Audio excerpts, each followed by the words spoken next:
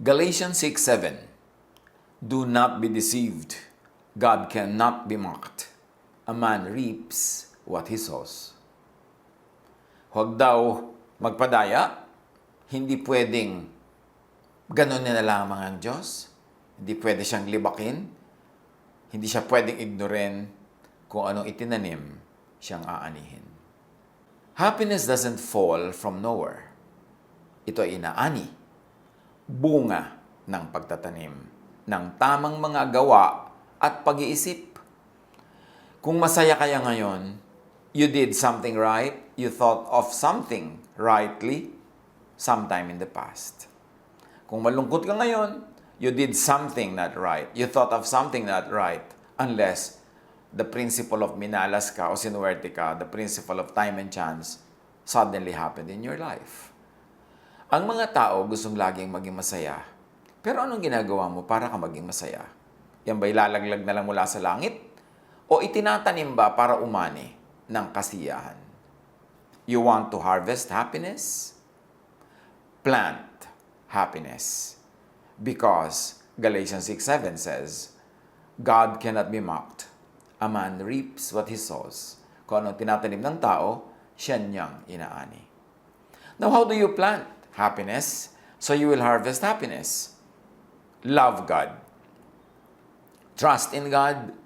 Delight in God. At yan ang isang number one step para sumaya sa buhay. Not necessarily delight in corporate religion, trust in corporate religion. That's no guarantee. Because God is not always equal to, and is never equal to, corporate religiosity. Corporate religion can estimate for us the teachings of God. Corporate religion can teach, can share, can inspire, can guide, but it's not equal to God. So huwag tayong mabara doon sa religion lang, sa religiosity lang. Dapat makadiretso tayo to God. Psalm 37:4. Take delight in the Lord, and He will give you the desires of your heart. And here, the take delight in the Lord means do things God's way. And God's way is by way of natural law. And God's way is by the Jesus way. Dahil si Jesus ang binigyan ng kapangyarihang ipakilala ang Diyos. Sa pamamagitan niya, nagpakilala ang Diyos. So you want to be happy? You want to receive from God the delights of your heart? Take delight in the Lord. Do things God's way. Do things the Jesus way. Kasi hindi naman lahat ng religiosity na tinatawag nilang God's way, Jesus way. Maraming ang kakontra pa ng Jesus way. So how can you receive the delight of your heart from God? Isaiah 26 verse 3. Binibigyan mo ng lubos na kapayapaan ang mga may matatag na paninindigan at sa iyo'y nagtitiwala. So nagtitiwala sa Diyos, sa pamamaraan ng Diyos. And obviously, hindi naman napakaganda ng naging pagpapakilala ng Israel sa Diyos, kaya si Jesus ay kinailangang manindigan at ipakilala ang Diyos sa tamang paraan. Kaya nga sinabi sa John 1, all the goodness and all the kindness of God was revealed through Him. Psalm 19:8, the precepts of the Lord are right, giving joy to the heart. The commands of the Lord are radiant, giving light to the eyes. Kaya napakahalaga, mga kapatid, na mapaghiwalay natin yung mga precepts and teachings of religion and the teachings and precepts of God. Because there are times when religion teaches the correct precepts and teachings of God, but there are times when that's not happening. When the teachings of religion actually go against the teachings of God as revealed through Jesus. For instance, when religiosity is too legalistic, masyadong Pharisaic, therefore hindi na yun Jesusness. Therefore hindi na yun ang pamamaraan ng Diyos na kanyang inibig na makilala ng mga tao, kaya si Jesus ay pinagpala at ipinakilala sa atin ng Diyos sa pamamagitan ni Jesus. So screen all precepts and commands through the Jesus filter. Anong ibig sabihin natin? Na lagi natin inuulit-ulit? Lahat ng katuruan, lahat ng kautusan, lahat ng gusto nating ipamuhay, ituro, i-share sa iba, gusto nating i-observe sa ating buhay, mga kautusan, mga gawain, mga tradisyon, mga ritual, lahat yan, salain sa Jesus filter. At tulad na makikita natin sa lagi kong ipinapakitang simplified illustration, kung ang salaan ay may mga butas, syempre yung kasya lang sa butas na naglulusot. At kung yan ay Jesus filter, yun lang kasya sa mga butas ni Jesus ang lulusot. Yun lang nakakonforme sa kanyang standard, sa kanyang mga patakaran. Kaya lahat ng katuruan, padaanin sa Jesus filter.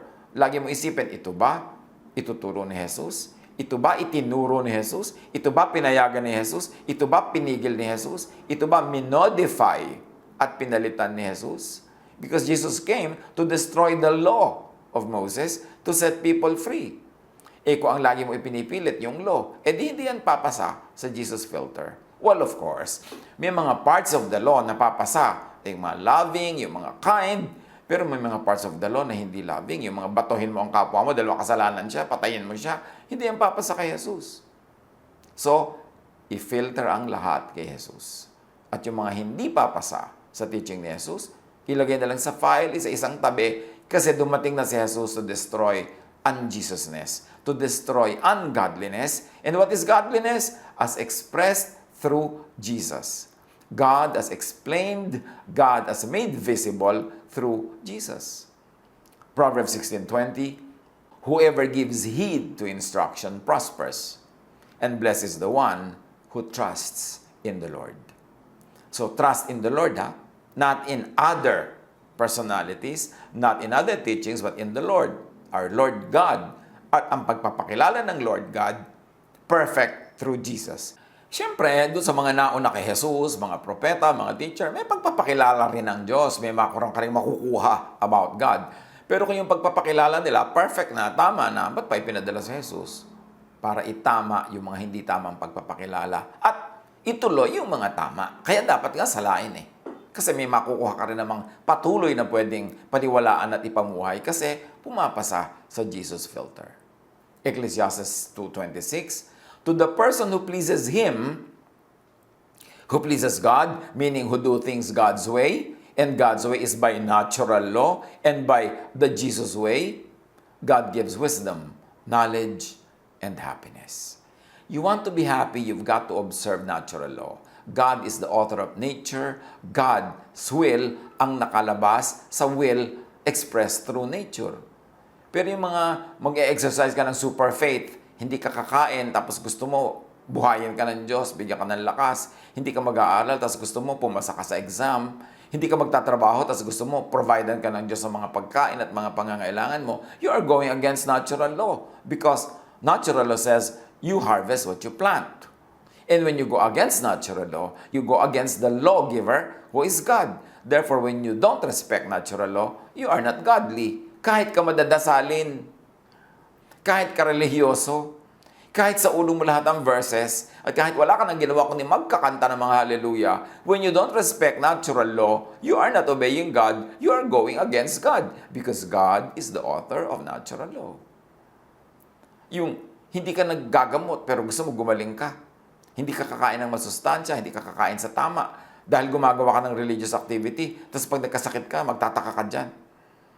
Pagka hindi ka naging sagana sa buhay, dinaan mo lahat lakadadasal, kagaganito, kagagano. Pero wala kang hanap buhay, wala kang income, tapos sasabihin mo, God will provide, tapos hindi ka nabigyan, magtatampo ka sa Diyos. You've got to do it the natural law way because God is the author of natural law. How else do you plant happiness? So you'll harvest happiness. Put others before yourself, above yourself. Merong sinasabi ang science tungkol sa pagbibigay. Making others happy benefits your heart, mind, and feelings, and even thoughts. When people give to charities, it has been studied, it activates regions of the brain associated with pleasure and trust, creating a warm glow effect, also known as giver's glow. Yan ay napag-aralan ng maraming branches of science. Yung minemeasure nila ang nangyayari sa iyong brain, sa iyong mga blood pressure, sa iyong buong katawan. At yun daw gumagawa ng mabuti sa kapwa, nagkakaroon ng giver's glow. Pagka, siyempre, ang pagbibigay ay taos-puso. Bumubuti ang iyong kalusugan, sumasaya ka, and it becomes good for your health. Acts 20:34-35. Alalahanin natin ang mga salita ng Panginoong Hesus. Higit na mapalad ang nagbibigay kaysa tumatanggap. At marami nagtatanong, namimiloso po, paano naman ako naging mapalad? Ako na ngayon nawalan. Siyempre, ang mapalad yung tumanggap. Why will it be more blessed to give than to receive? Eh, wala naman ako natanggap. Ayan, even science tells us. Pag heartfelt, pag taos puso, pag totoo ang pagbibigay, ang effect niyan sa iyong blood pressure, ang effect niyan sa iyong emotion, ang effect sa iyong kalusugan is to your benefit. So the giver is the recipient. Mapalad ang nagbibigay kaysa tumatanggap. So gusto mong sumaya, maging mapagbigay ka. Kasi merong saya na tanging ang mga givers lang ang nakakaranas, nakakaalam at nakaka-enjoy. Proverbs 11:25, a generous person will prosper. Whoever refreshes others will be refreshed. Bakit na naman? Para ka sumaya ay maging mapagbigay ka. Bukod dun sa nakikinabang ang iyong health, ang iyong emotion, ang iyong spirituality, meron pa rin isang law at work. The law of balances. Because the universe works in perfect balance. Hindi pwedeng may debit, tapos may credit, tapos walang zero balance. Kailangan balance yan. So, ang mapagbigay, tumatanggap. Ang malaking magbigay, malaki ang tatanggapin. Yung malaki ang bait, malaki rin ang kabait ang tatanggapin niya. Because a generous person will prosper. Whoever refreshes others will be refreshed. You want to be refreshed? Unahin mong i-refresh ang iyong kapwa. Hindi papayag ang universe na hindi mag-balance, hindi papayag ang universe na may utang siya sa iyo. Sino man, ano man ang ginawa mong mabuti sa kapwa, ibabalik sa iyo ng universe. Mas marami pa. Because God is no man's debtor. Hindi papayag ang Diyos na may utang siya sa tao. Kaya pag nagbigay ka sa iba, nagbigay ka sa nangangailangan, di ba? Sabi ni Jesus, ang sabi ng Diyos, pag nagbigay ka sa mga nangangailangan, sa akin ka nagbibigay. Therefore, pag nagbibigay ka sa nangangailangan, nagbibigay ka sa mga mabubuting gawa, nagbibigay ka sa Diyos, papayag ba ang Diyos na ikaw ang giver at hindi siya? Therefore, ibabalik niya lahat. Kung hindi man niya ibinalik agad, nauna na siya nagbigay, kaya ka nga nakakapagbigay. Kaya, you want to be happy? Be a giver. Be a generous person. Give to very good works. Give to deserving people. And also give to needy people who may not be deserving. How else do you plant happiness so you will harvest happiness? Pursue and keep peace. Dapat ang lagi mong hinahanap ay kapayapaan with other people, katahimikan sa workplace, katahimikan sa neighborhood, kapayapaan with family, kapayapaan with everybody na pwedeng gumawa ka ng kapayapaan. Because peace brings about happiness. Proverbs 12:20, those who promote peace have joy. Proverbs 15:30, light in a messenger's eyes brings joy to the heart, and good news gives health to the bones. You want to be healthy? You want to be happy? You want to plant happiness? Plant good news in people's hearts. Plant good news in your own heart. Do not dwell on bad news. And do not be a news reporter from hell. Yung gusto mong sumaya, di ba? Magpasaya ka ng kapwa. Kasi yung ginagawa mo sa kapwa, babalik sa'yo. Pero kung hindi ka nagpapasaya ng kapwa, in fact, nagpapalungkot ka, nananakit ka ng kapwa, di sasaktan ka rin ng universe o ng ibang tao. Hindi ka nagpapasaya, di wala rin magpapasaya sa'yo. Bakit may mga taong tuwang-tuwang sila ang tagapagdala ng bad news? Yung pag may namatay, sila agad ang kauna-unahang magkakalat ng balitang may namatay.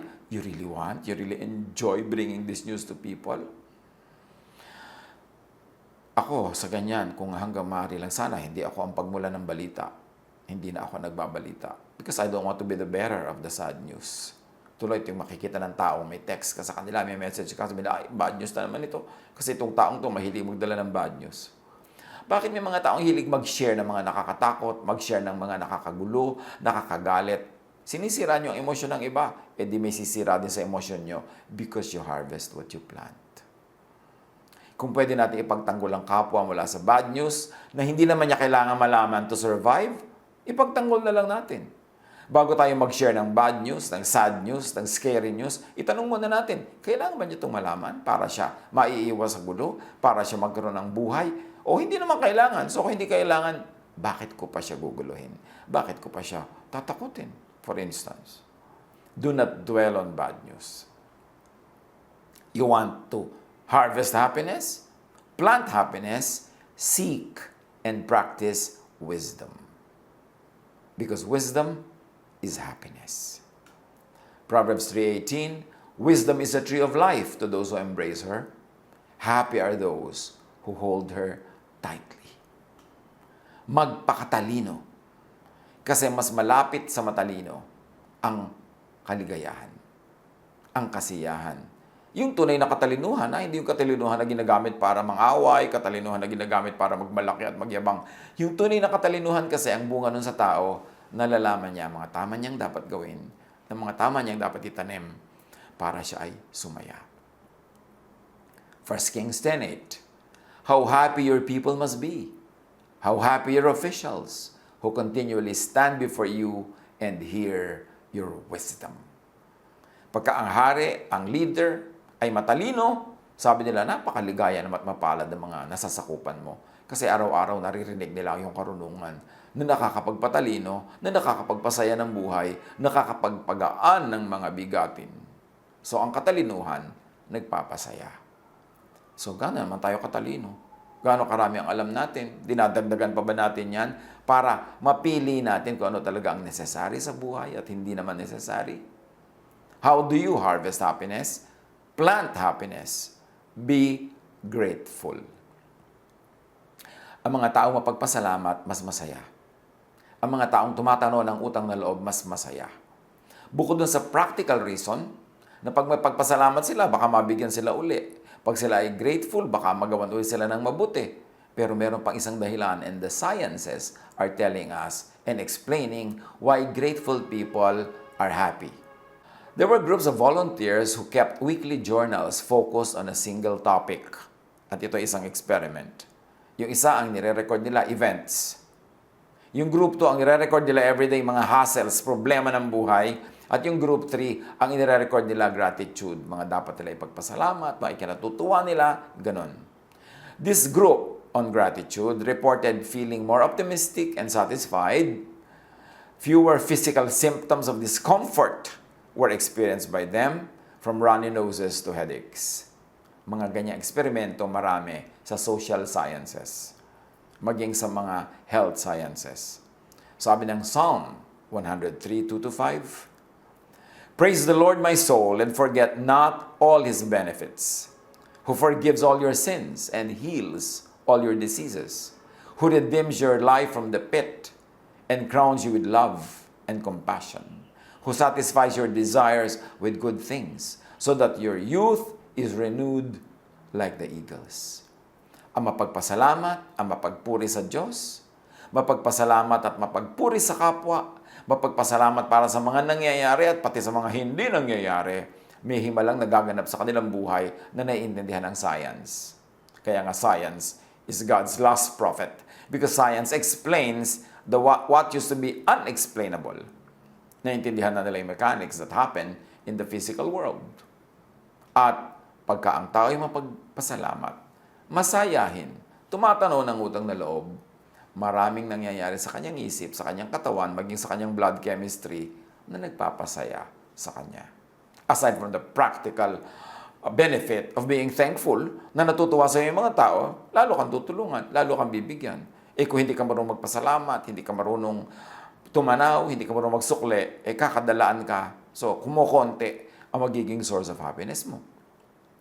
Galatians 6:7, you cannot fool God, so don't make a fool of yourself.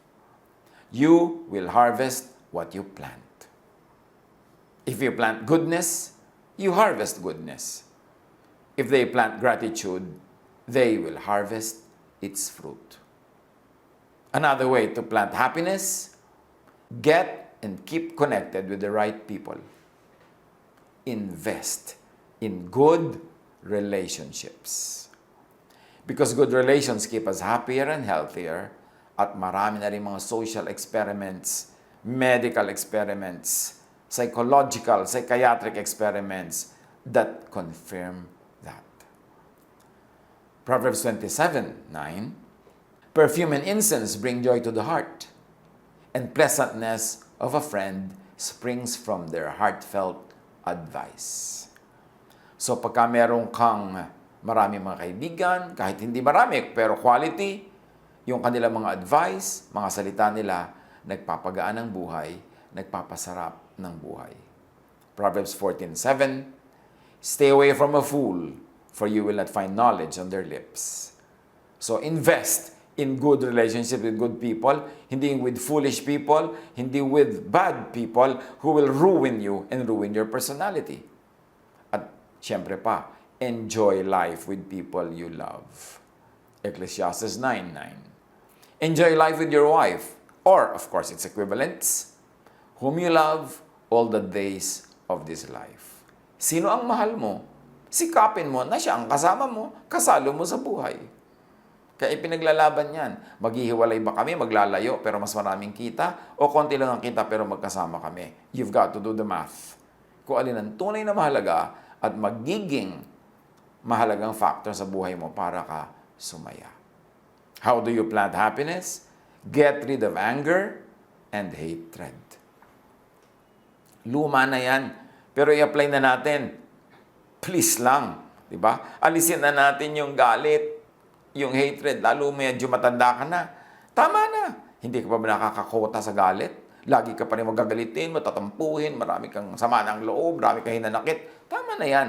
Kasi, pag nag-iisip ka ng masama laban sa kapwa, may nararamdaman kang masama laban sa kapwa. Kaya may gawin kang masama sa kanya, meron pa rin masamang effect sa'yo. Psalm 37:8, refrain from anger and turn from wrath. Do not fret. It leads only to evil. Huwag daw magalit, huwag mapuot, at huwag magmaktol-maktol dyan. Ang kakawian lang yan, masama. Ephesians 4:31-32. Alisin na ninyo ang lahat ng sama ng loob, puot at galit. Huwag na kayong mambubulyaw, manlalait at mananakit ng damdamin ng kapwa. Sa halip, maging mabait kayo at maawain. Mapagpatawad kayo sa isa't isa, tulad ng pagpapatawad sa inyo ng Diyos dahil kay Kristo. Marami pa pang pwedeng gawin para sumaya. Marami pang butil at buto ng kasiyahan na pwedeng itanim para umani ng kasiyahan at kasayahan. But for now, yan munang 7 yan. Magawa lang natin siguro kahit kalahati niyan. Ang laki-laki na ng tataas sa ating happiness quotient. Paano pa kung ginawa natin lahat at dinagdagan pa natin? Tandaan mo, malungkot ka because somewhere along the way, nag-isip ka, may ginawa ka na ang ending yung lungkot mo ngayon. Masaya ka dahil somewhere along the way, may inisip ka, may ginawa ka, may itinanim ka na ang bunga ay yung kaligayahan mo ngayon. At habang tayo ngayon ay andito sa present na ito, nagtatanim pa rin tayo para sa bukas, para sa next week, next month, next year, sa mga darating na panahon. Anong itinatanim natin? Happiness ba? O loneliness? Nag-i-invest ba tayo to be happy? Or foolishly investing to be lonely at the end? Or in the end? Ano talaga ang itinatanim natin? Tandaan nyo, ang inaani, yun kasi ang itinanim. Consciously, prayerfully, wisely, plant seeds of happiness so that you will harvest fruits of happiness in your life. God bless us all.